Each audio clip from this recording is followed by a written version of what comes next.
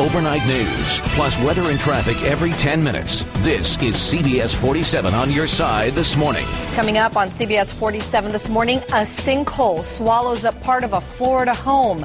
A man buried underground. We have the latest on rescue efforts. A big fire in Clovis, the smoke seen for miles. Why firefighters were forced to back away. How can we tell residents that we are flat broke and then pay close to $1 million to have an election? Controversy over Fresno's trash service grows, and voters are now getting ready to decide its future. Good morning on this Friday. I'm ZARA ARBOLEDA. It is 5:30, upper 40s outside our studios. A winter wildfire continuing to burn this morning in Riverside County. These are live pictures. Look at the flames. Several homes nearby are still evacuated. None have caught fire. The blaze has burned about 150 acres so far and is just 20% contained. We'll keep an eye on this developing story throughout the morning. And it's not good because, as we told you just a few minutes ago, this is one of the driest winters ever for the state. Jenny's standing by with pinpoint weather. Yeah, Zara, so it's really, really dry, so not surprising to see those fires. So we need some more rain. Could see some next week, but for now we're headed into a gorgeous weekend temperature-wise. Let's take a look at our live pinpoint Doppler and show you not a cloud in the sky. So today and tomorrow, very warm. Most areas with calm conditions this morning, a little breezy around NAS Lemoore, 6-mile-per-hour winds in Las Vegas, and temperatures are already in the 40s for most of the valley. Still 38 in Hanford, low 40s for the South Valley, 47 in Fresno, 48 over in Las Vegas, and temperatures will rise into the 50s by 8 o'clock, 60s by 10 this morning, and the upper 60s for a gorgeous lunch hour, and 75 degrees by 4 this afternoon. We'll check out the rest of your weekend forecast, tell you about that chance of rain in a couple of minutes. New this morning, rescuers in Tampa, Florida are trying to save a homeowner buried in rubble. A 100-foot wide sinkhole opened up beneath his bedroom, taking the man, his mattress, the entire room down with him.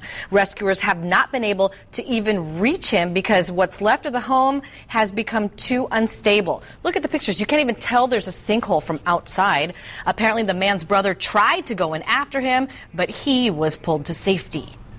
The mattress, the bed, everything was actually going down in the hole where the first person had gone, and now the second person is in the hole trying to save the first. And they're not being successful. So he basically just reacted and did what he had to do to get that person out. So again, one person is still down in that sinkhole. We'll keep you posted on any new information. A 27-year-old from Madera County is behind bars. Clovis police say he seduced underage girls. Brandon Johns apparently used Facebook to first contact them. Then he apparently sent at least 6 girls sexually explicit photos of himself, then had sexual conversations with them on the phone. We had a victim who came forward. We've identified now 6 victims and are very concerned that there may be more victims out there. If you believe a friend or a family member might be another victim in this case, please contact Clovis Police. This morning, Clovis fire investigators are still looking for the cause of a house fire near Old Town. The home at Pulaski and First had oxygen tanks stored in the garage, forcing firefighters to back away for a bit. So we had about 3 or 4 explosions that went on while they were doing the firefight. So it changed tactics, back up a little bit, but within about 20 minutes, we got the fire under control. No one was injured in the blaze. We are just a few months away now from a special election in Fresno. It's over whether to privatize residential trash service. June 4th, that's a Tuesday, is the date. And as CBS 47's Tony Body shows us, this controversial issue, well, the debate will continue for several more months. The 2-hour-long discussion surrounding residential trash privatization in Fresno featured many opponents who spoke up. 16 to be precise. It's a short-term Band-Aid that promises to be a long-term disaster. Only 2 people voiced support. Al Smith sees it as a sensible solution. In our view, adding another tax on public safety is not a solution. Under the guidelines, Fresno's garbage men would take a job with Mid-Valley Disposal. Mayor Ashley Swearingen says these transitions are commonplace nowadays. 90% of California cities use private haulers. Mid-Valley would pay $2.5 million in franchise fees to the city's general fund each year. The mayor says that money would help pay off debt and prevent layoffs. assuming the residential solid waste revenue is in place, there is a glimmer of hope for us at the end of 5 years. Councilman Sal Quintero says holding this election makes the city look like hypocrites. How can we tell residents that we are flat broke and then pay close to $1 million to have an election?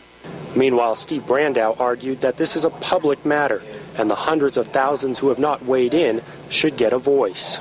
We just need to let the citizens of the city of Fresno tell us now where to go on this issue. In the end, some felt this election is being rushed and that it should be delayed until next year. Put it over to June 14. I will accept that. However, the council rejected that idea. Tony Body, CBS 47 on your side. 5:35, mid-40s outside our studios.